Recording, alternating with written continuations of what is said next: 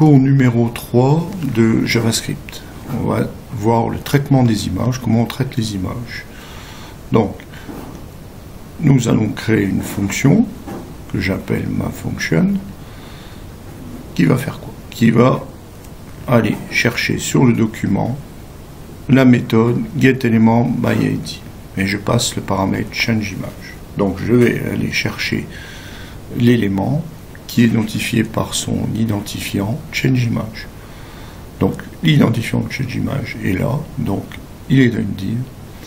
Il correspond à une image dont la source est image.jpeg.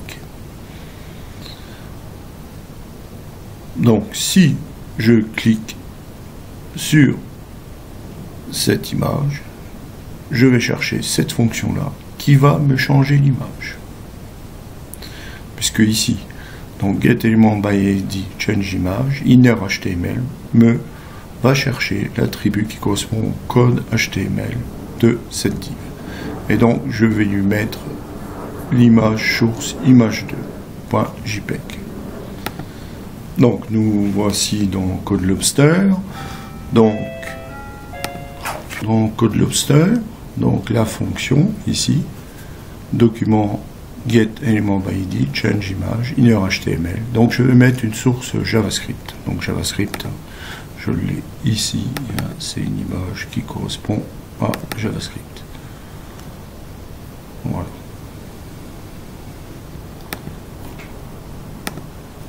L'image JavaScript qui s'appelle HTML, qui est ce petit logo HTML.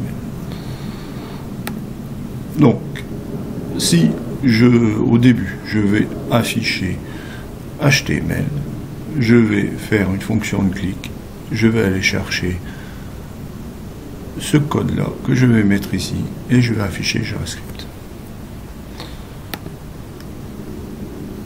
Si je suis sur l'image HTML, je clique et j'ai JavaScript.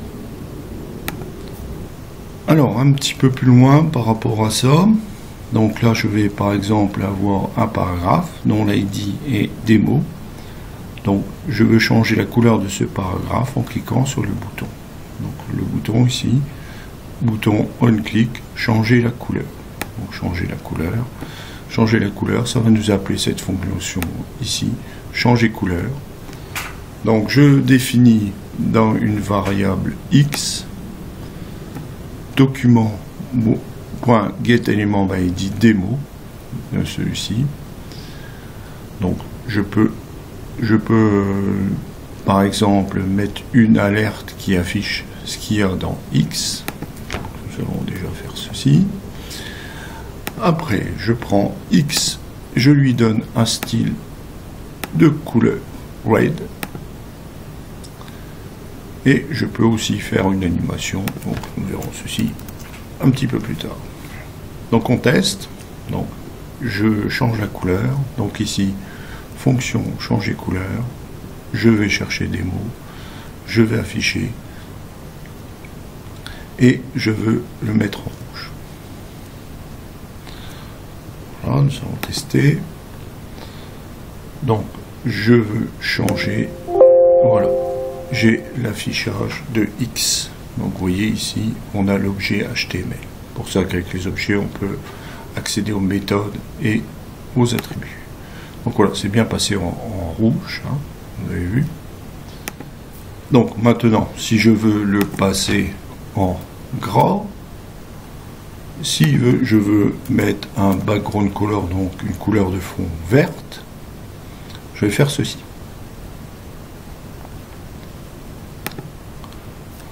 Donc test, donc je change, j'ai toujours mon alerte, et voilà, je suis en gras avec une couleur de fond verte.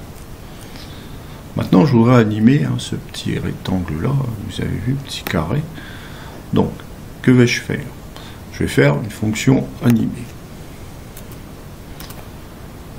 Donc je vais faire dans cette fonction animée, je vais mettre dans une variable y, puisque x est déjà utilisé, document getElementById anime.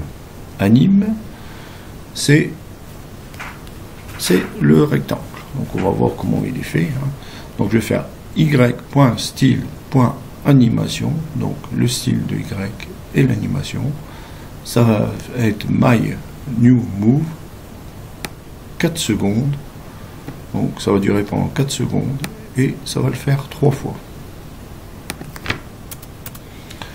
Alors pour dessiner ce petit rectangle, qu'est-ce que je vais faire? Je vais faire mon hashtag anime, donc hashtag correspond à un ID, je lui mets une largeur 100 pixels, une hauteur 100 pixels, une couleur de fond, une position et l'animation. Je vais dire que cette animation sera infinie. Donc voilà, animé. Donc vous voyez, le rectangle se déplace. Il va se déplacer le nombre de fois que j'ai demandé. Donc voilà. Nous avons bien compté 3 fois. Donc vous voyez, il fallait mettre aussi une div anime pour savoir ce qu'il y avait dans anime. On faisait le CSS ici en mettant les balises style. Alors maintenant, nous allons faire getElement by tag name. Donc voilà, nous entrons déjà dans le document getElement by id mydiv. Donc nous rentrons ici. Après, on va mettre ça dans une variable x et on va faire x getElement by tag name p. Donc on va aller chercher le paragraphe. Et l'indice, ici, l'indice qui est 1. Donc là, c'est l'indice 0, comme pour les tableaux, indice 1. Donc c'est celui-là. Indice 2, indice 3, etc. Donc c'est celui-ci, ça va agir sur celui-ci. Donc ça va agir dans c'est getElement by id et c'est getElement by tag name. Donc qu'est-ce que je vais lui faire pour bien voir? C'est changer de style, changer une valeur de background color de fond. Donc je vais le mettre rouge ici. Donc au départ, je mettrai un paragraphe, changer la couleur de deuxième élément de la div, ma div. Quand je ferai le clic sur un bouton, on click my function. Voilà. Donc je vais mettre essai par exemple pour le nom du bouton. Donc ici, premier élément de la div, index 0, index 1, index 2. Donc changer la couleur, je clique. Donc vous voyez, j'ai bien le background qui change. Alors maintenant, nous avons vu en CSS les ID et les classes. Donc là, on va se pencher sur getElement by class name. Donc pareil, un appel de fonction. Donc je vais dans ma fonction, on va regarder précisément cette fonction. Donc on met notre variable x document getElement by id mydiv. Donc mydiv, elle est là. Donc c'est toute cette div là. Et cette div là contient plusieurs enfants, donc plusieurs classes. Classe nommée shy. Voilà. C'est le nom de la classe qui peut être répété plusieurs fois, contrairement aux ID où c'est un identifiant unique. Les classes, ça peut être un identifiant commun. Donc le shy, c'est un exemple. J'aurais pu mettre C. Donc, je vais mettre C partout. Donc, voilà, on va aller chercher les classes qui s'appellent C. Et qu'est-ce qu'on va en faire? On va faire document getElement by id mydiv innerHTML. Je vais aller chercher la longueur de x, donc la longueur des classes. Combien y a-t-il de classes? Et là, ça doit me donner 3. Voilà. Donc length, vous voyez, c'est la longueur. Donc ça, c'est l'attribut longueur de x. Et x qui était tout ceci. Donc vous voyez, on peut enchaîner getElement by id, getElement by class. Voilà. Donc longueur ici. Voilà. La longueur, c'est 3. repartons sur le diaporama. Donc, après le traitement des images, je vous demande de faire un petit exercice, refaire l'algorithme mineur-majeur. Donc mineur si vous êtes inférieur à 18 ans, majeur supérieur ou égal à 18 ans, avec un formulaire et des images. Une image d'un adulte, d'un enfant. Vous pourrez aussi faire mineur, majeur, retraité, avec 3 images. Enfant, adulte, retraité. Deuxième application, refaire l'algo 421 pour un dé. Donc on va lancer un dé et on fera un bouton et une fonction de hasard et des images de phase 2D. Donc on lancera le dé et on verra, d'après le résultat du hasard, un dé avec une face 1, 2, 3, 4, 5, 6. Après, vous allez consulter la bibliothèque p5.js. Donc vous aurez des exemples avec l'URL ici. Et vous allez changer toutes les couleurs. Donc couleur des aiguilles, couleur du fond, couleur du rebord, couleur des points. Voilà. Un petit exercice d'algorithme, la permutation. Donc si j'ai une variable A et une variable B, je ne peux pas mettre A égale B, B égale A. C'est pas possible. Il faut passer par quelque chose d'intermédiaire. Donc je pense que c'est un exercice que vous avez déjà fait en C. Donc on va se contenter simplement de regarder le fonctionnement. Donc voici la permutation. Donc je mets une variable A dans un prompt. Je mets une variable B dans un prompt. Je vais faire une petite opération qui consiste à faire A égale A plus B, B égale A moins B et A égale A moins B. Là, je vais faire des alertes après permutation et après permutation, voilà. Et on aura inversé A et B. Voilà, donc je vais taper A 15, je vais taper B 2, donc après permutation, A égale 2, B égale 15. Vous voyez, ça fonctionne. Petit exercice, adapter la permutation d'un formulaire nommé forme permute. Demandez A, demandez B, afficher le résultat. Créer une fonction permutation, gérer les cas où A et B ne sont pas des nombres, avec is not a number. Les structures de contrôle. Donc en JavaScript, il y a toutes les structures de contrôle. Comment C, comment Java, comment PHP. Donc nous n'allons pas revoir tout l'ensemble, on va voir quelques petits exemples. Donc le if condition réalisée, liste d'instructions, else, autre série d'instructions. Pareil qu'en C. Donc on vous demande de faire mineur, majeur, retraité avec image, comme vous avez vu juste avant. On peut utiliser les opérateurs et les opérateurs ou. D'accord? Donc, qui allie deux conditions. Condition 1 et condition 2. Condition 1 ou condition 2.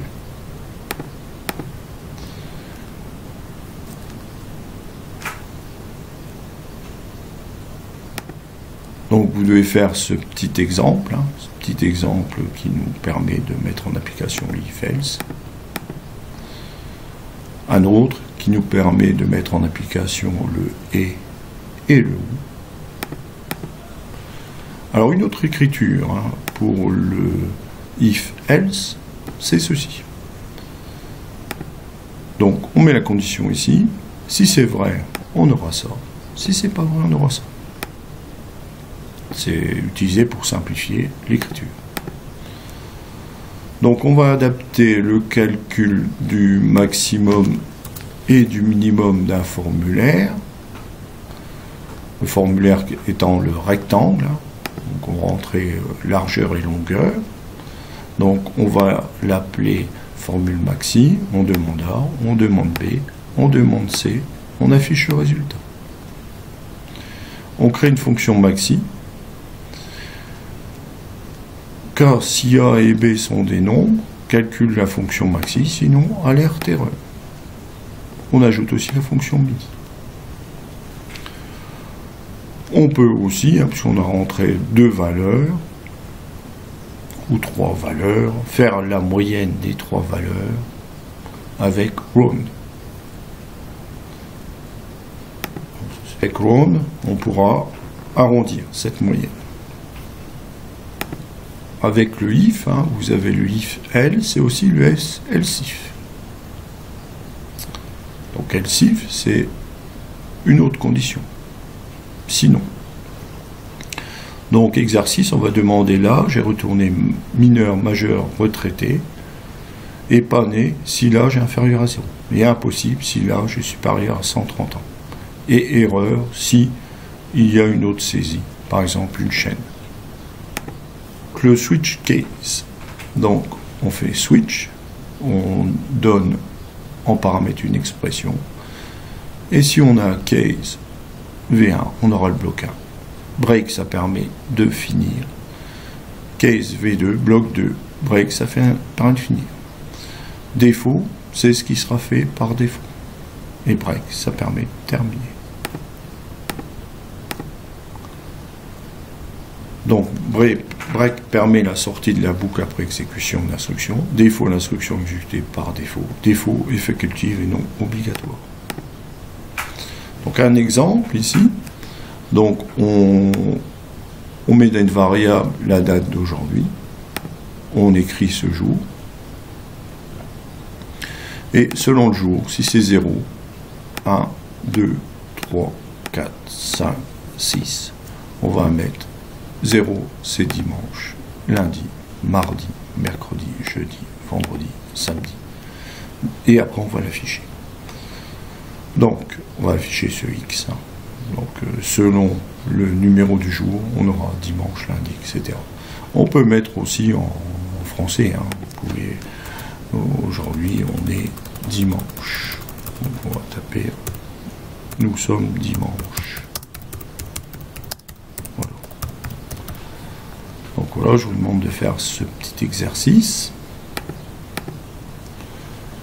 Donc, un autre switch case, entrer une note de A à F d'un formulaire et retourner une boîte de texte. A, excellent. B, très bien. C, moyen.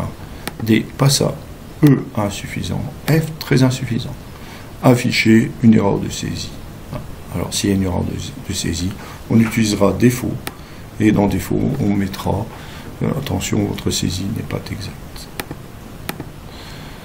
La boucle for, donc la boucle for, c'est exactement comment c'est, for, compteur, condition, modification du compteur, avec une liste d'instructions. Le compteur, c'est le nom de la variable qui sert de compteur. La condition sur la variable pour laquelle la boucle s'arrête. Une instruction qui incrémente plus 1 ou décrémente moins 1 le compteur. Exercice, donner les premiers entiers naturels. La liste des premiers entiers naturels, les 5 premiers entiers naturels. Voilà, vous savez la réponse ici. Donc tant que I est inférieur à 6, on va passer de 1 à 2, après à 3, 4, 5 et après on arrêtera puisqu'on n'aura jamais 6 et on fera alerte I. Donc petit exercice, donner les carrés des 5 premiers entiers naturels, donc afficher les 50 premiers entiers naturels et après afficher le carré.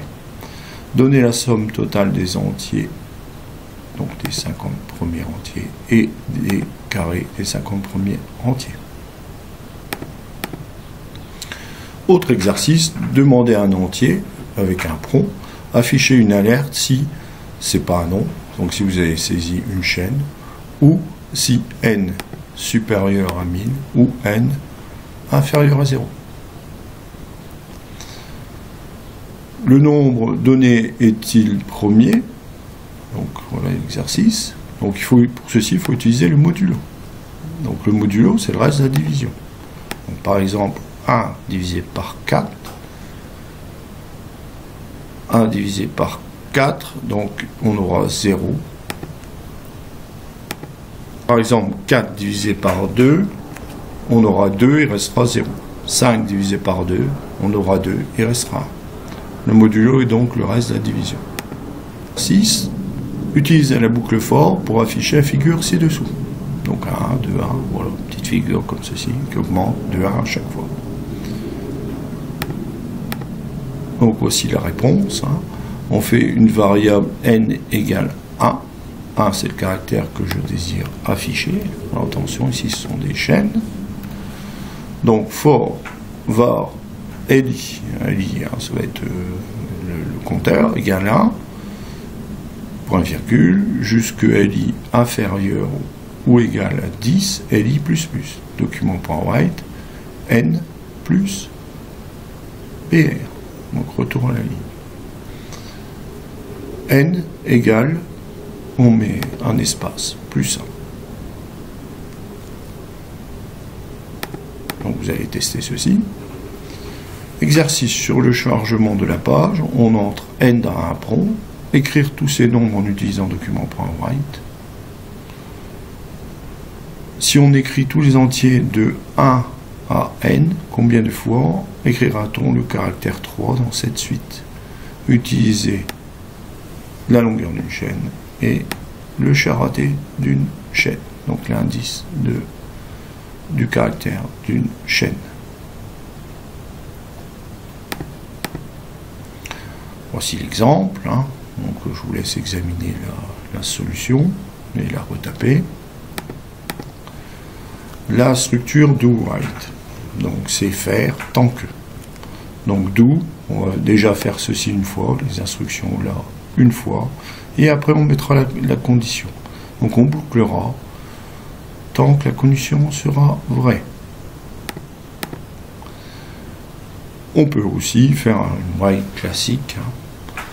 Donc on veut saisir un nombre n strictement positif.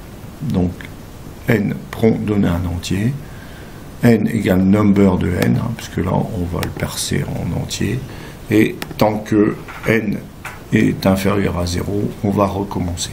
Donc on va le faire une fois et ça ne va pas recommencer. Donc en TD, demander un entier n, écrire les entiers de 1 à n, écrire les cubes des entiers de 1 à n. Donc utilisez cette boucle. Donc étendez l'exercice hein, en demandant à l'utilisateur de saisir un nombre ou un caractère à la place du 1. Donc le nombre que l'on voudra, hein, par exemple ici 3. Hein.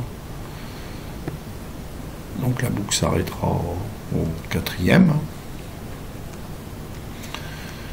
Hein. Ou changer le caractère. Par exemple, changer le caractère, mettre un 2 ici ou un or, hein, ce que vous voulez.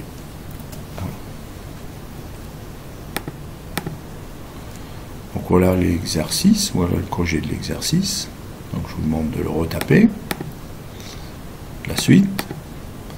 La boucle while, donc vous la connaissez, hein, tant que la condition, on fait les instructions. Et si on n'a plus la condition, on sort. Donc exercice, lancer, simuler un lancer de dés, s'arrêter lorsque le dé est sur 6, compter le nombre de lancers, demander au joueur de recommencer, 0 ou autre, utiliser mat.random, utiliser mat.float. Donc on vous demande en compte rendu JS3 tous les exos du cours avec les explications. 4 sont les fonctions, hein. Vous vous souvenez qu'une fonction en objet s'appelle une méthode. On va les déclarer, on va déclarer ces fonctions-là. Donc je vous laisse voir cet exemple-là, petit exemple, hein, qui nous permet d'afficher des textes selon où on appuie avec le on-click pour échanger, mettre on double-click par exemple, pour continuer cet exercice. Ici, on vous demande d'écrire une fonction carré, puis la fonction rectangle et la fonction sphère. Donc voilà.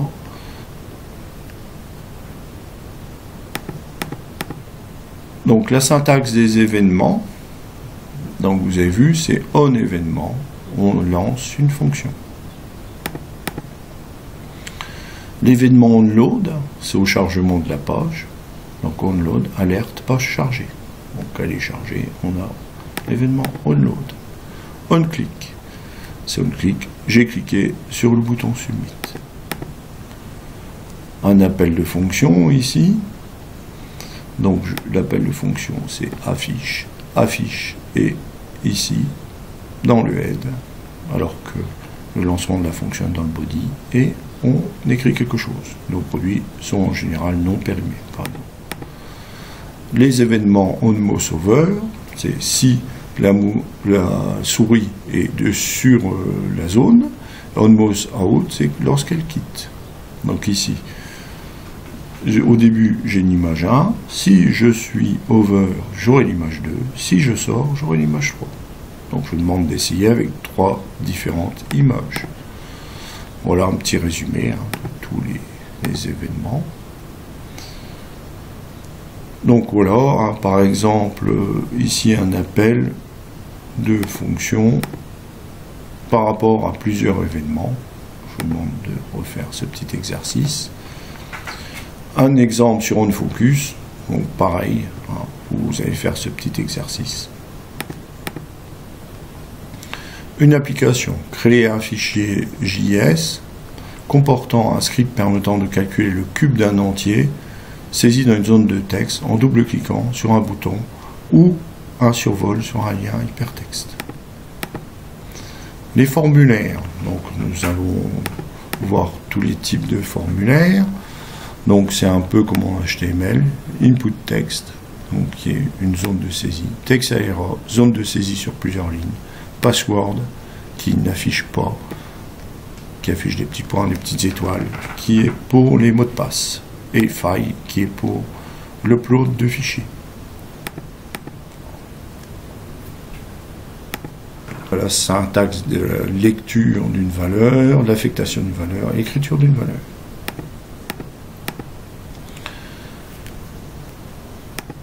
Les boutons radio, donc on peut mettre dans une variable ce qu'il y a dans la page, dans le formulaire, le nom de la case à cocher et l'indice. Donc indice 0 pour le premier, 1 pour le deuxième, etc. Donc on va regarder si c'est check ou pas check. Donc on récupérera la valeur du bouton radio, on mettra ça dans un nom de variable, et la valeur sera connue avec value.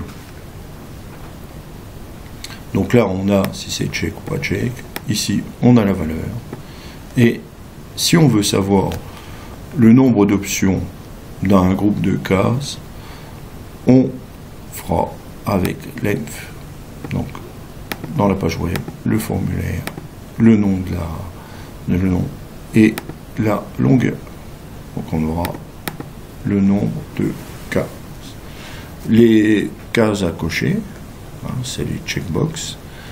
Donc on peut savoir si elle est cochée ou non. Non variable, pareil, avec check. Et on peut récupérer sa valeur, pareil, avec value. Les listes de sélection. Donc dans les listes de sélection, donc on aura une liste déroulante. Donc on peut savoir la longueur de la liste déroulante. On peut savoir l'index de l'indice sélectionné, 0 étant le premier, 1, deuxième, etc. Pour y accéder, donc document.non-formulaire non-liste.option, propriété des éléments de l'objet option utilisé pour une liste à sélection multiple. Donc selected, c'est vrai si c'est sélectionné. Le texte renvoie le texte de l'élément sélectionné. Value renvoie la valeur de l'élément sélectionné. On peut ajouter aussi une nouvelle option avec new. Donc new, c'est une nouvelle instance. Nom de variable, un new option. Texte valeur. Et là, je mettrai document, non formulaire, non liste, option, taille, égale non variable. Taille, la position de l'élément ajouté dans la liste. Donc à quelle position, quel indice je veux l'ajouter. Suppression d'une option. Document non formulaire, non liste, option, l'indice de l'index égale nul. Donc nul, ça la supprime.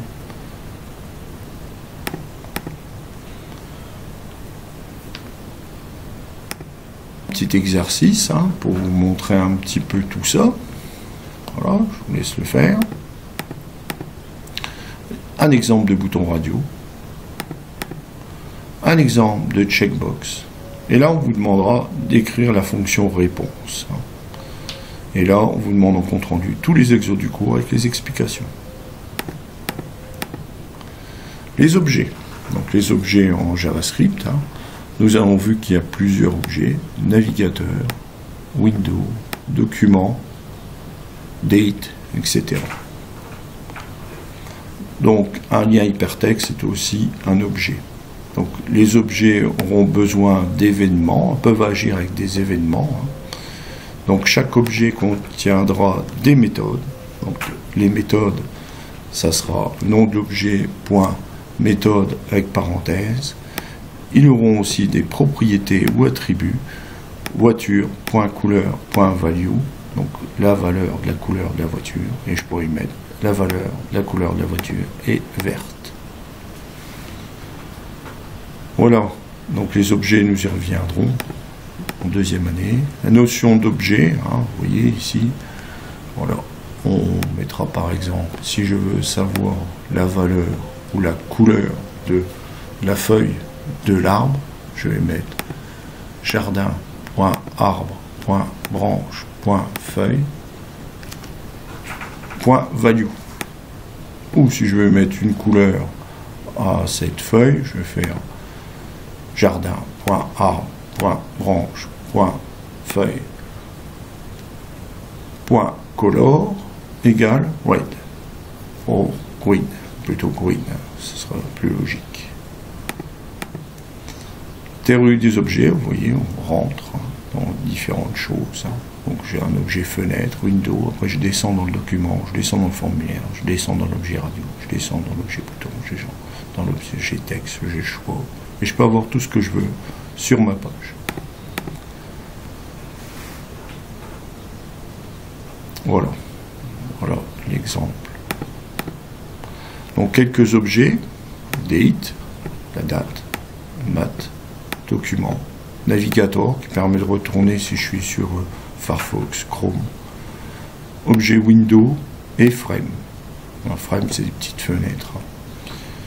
Donc toujours pareil, la référence toutjavascript.com. L'opérateur new. Donc on va mettre par exemple un texte. Un texte, ça sera un nouveau string. String est un objet. Et là je définirai ce qu'il y a dedans. Une chaîne de caractères.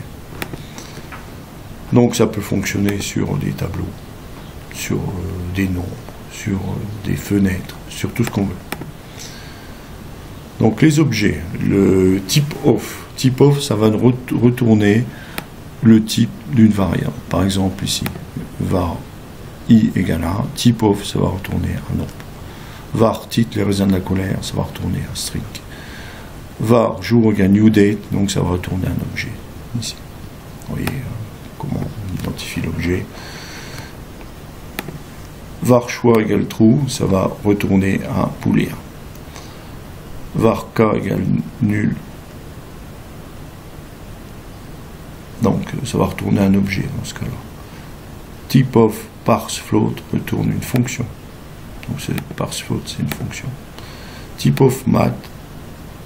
Type of mat. Voilà, ça va retourner un objet. Objet mat.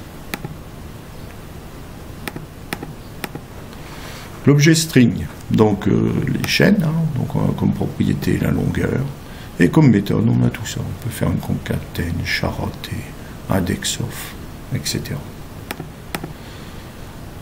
On peut mettre aussi en italique. On peut faire tout lowercase, donc on peut mettre tout en minuscule. On peut mettre tout en majuscule. On peut utiliser substring et sous-chaîne, comme nous avons vu juste avant, dans les cours avant. Array, on peut avoir la longueur d'un tableau. On peut faire d'autres opérations qui permettent de concaténer deux tableaux, convertir un tableau en chaîne de caractères, inverser les éléments du tableau et faire un classement, établissement des éléments du tableau. Dans Math, donc vous aurez des propriétés exponentielles, log népérien, pi, racine de 2. Vous aurez des méthodes, valeur absolue, exponentielle, sinus, cosinus, tangente, celle, qui est le nombre supérieur, float, qui arrondit en nombre inférieur, po, qui est la puissance, random, qui est le hasard, round, qui arrondit à l'entier le plus proche. Voilà, tout ça, on l'a déjà vu. Voilà un petit exemple de tout ce qu'on peut faire. Voilà un exemple à taper et à mettre dans votre compte rendu. La suite de cet exemple. L'objet date, donc qui n'a pas de propriété, qui n'a que des méthodes. Get year, get month, get day. Voilà. Après, on peut avoir beaucoup de choses dans date. Voilà, les heures GMT, les heures UTC, etc. Donc voir la documentation de date. Donc un petit script pour date. Voilà. Et vous verrez que par exemple avec Firefox, il faut ajouter 1900 pour que la date soit exacte. Donc je laisse découvrir tout ceci. Les objets de navigation. Donc c'est dans Windows, la navigation, et on aura le document qui est la page web. Donc on aura par exemple du get élément by ID comme nous avons vu juste avant. Donc voilà toute l'arborescence des objets de navigation. Donc par exemple si je veux l'image du document de Windows, window.document.image. L'objet Windows. Donc on peut faire des frames, on peut dire que ça retourne l'adresse actuellement visitée par la page, le nom de la fenêtre, le document de la fenêtre. Donc c'est au-dessus de document, Windows. Donc j'ai navigateur qui retourne le navigateur utilisé.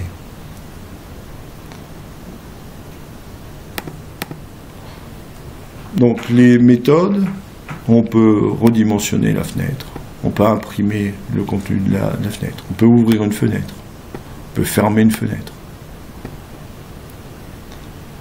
On peut aussi faire quelque chose au bout d'un certain temps. Set timeout. Nous verrons ceci juste après. Donc l'objet document, les propriétés, par exemple les cookies. Les cookies, c'est toutes les traces qu'on va laisser et qui vont être enregistrées sur le navigateur sous forme de cookies. Cookies, c'était les gâteaux, les informaticiens mangeaient les gâteaux, c'était des petites miettes qu'ils laissaient. Maintenant, les cookies, ce que vous avez dans le navigateur qui permet de vous tracer lorsque vous allez consulter des sites commerciaux, par exemple. Donc, le document, l'objet document, donc on peut le fermer, on peut l'ouvrir, on peut écrire dans le document. On peut écrire en faisant un retour à la ligne automatique. Le navigateur, donc on peut avoir le nom du navigateur, la version navigateur, la plateforme, les plugins, le langage, etc.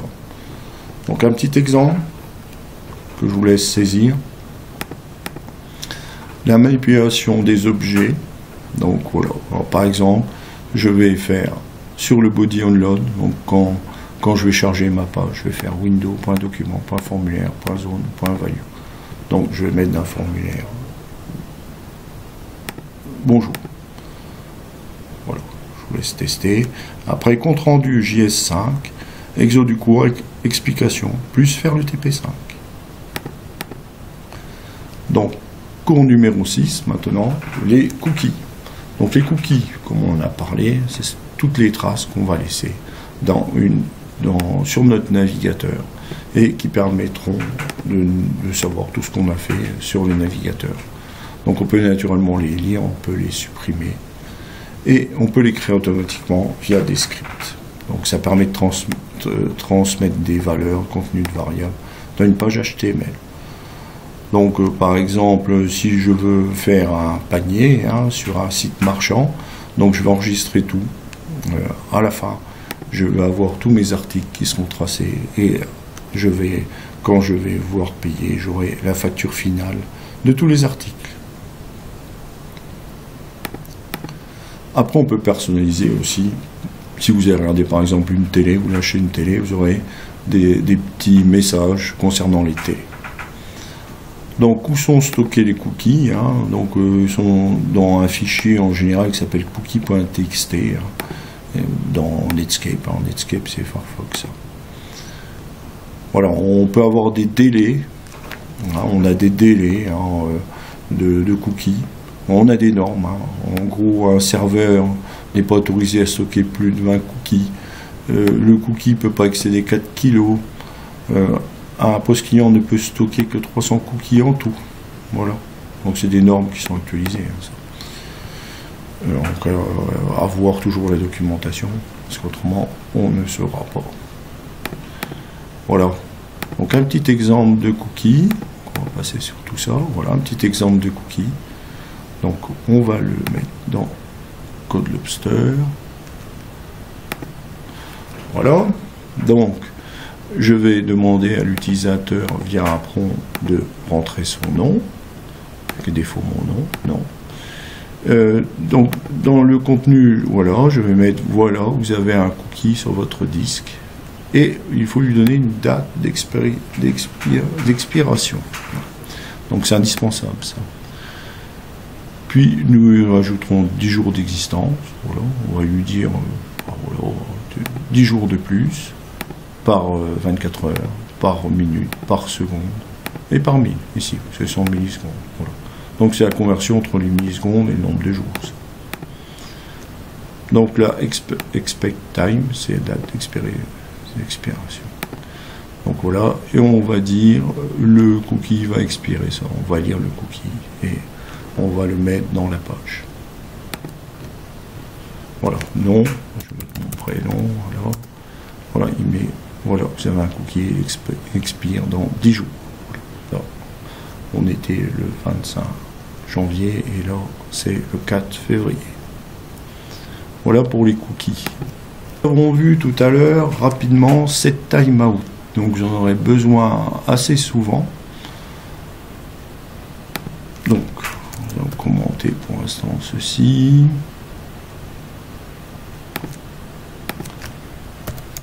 Voilà. Donc je vais faire une fonction, myFunction, ma variable, set timeout, alerte fonction, et là 3 secondes, 3000 millisecondes. Donc alerte fonction, ça va nous faire rentrer ici. Voilà, et je vais dire hello. Bon, pour l'instant je vais dire hello. On fera le reste après.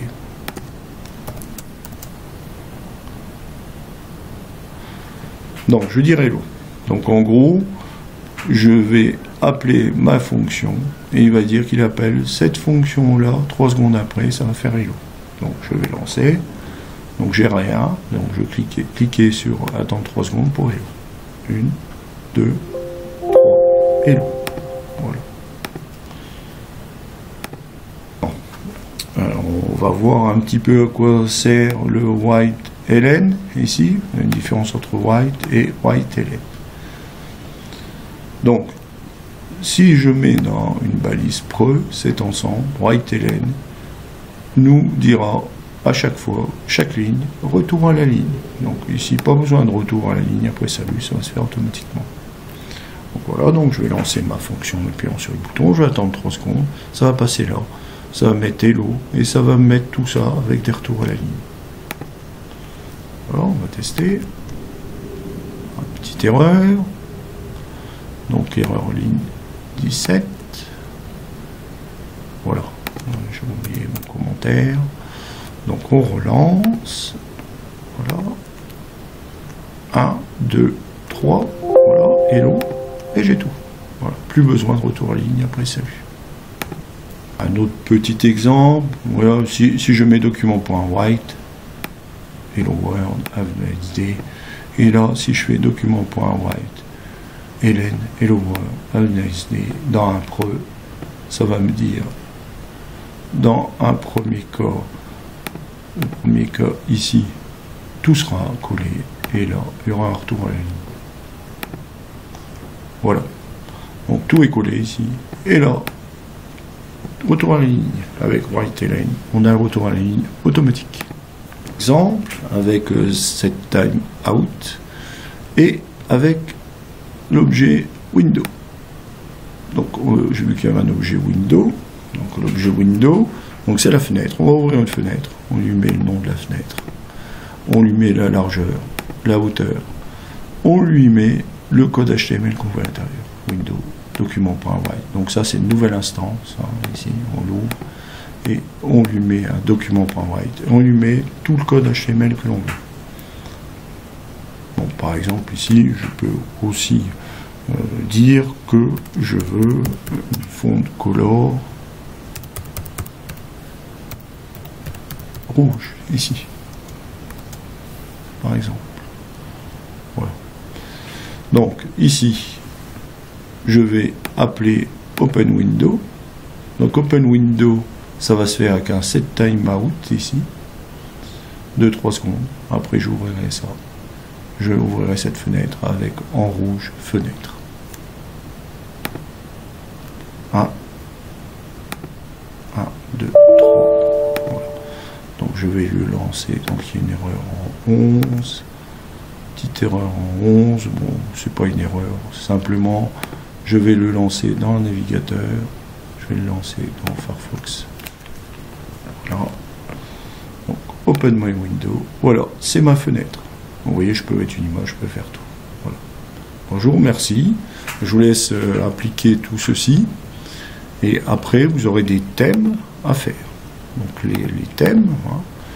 Donc, on va reprendre hein, rapidement. Hein. Vous aurez un compte-rendu déjà, JS, avec JS6, avec les exos du cours, et 2 thèmes au choix. Parmi ces thèmes, vous aurez un thème phaser, hein, qui est du jeu en 2D.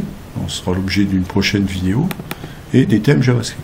Donc un distributeur de boissons, un jeu de 421, un jeu de juste prix, et une roulette. Donc je laisse découvrir tout ça et faire vos comptes rendus. Je vous remercie, à bientôt.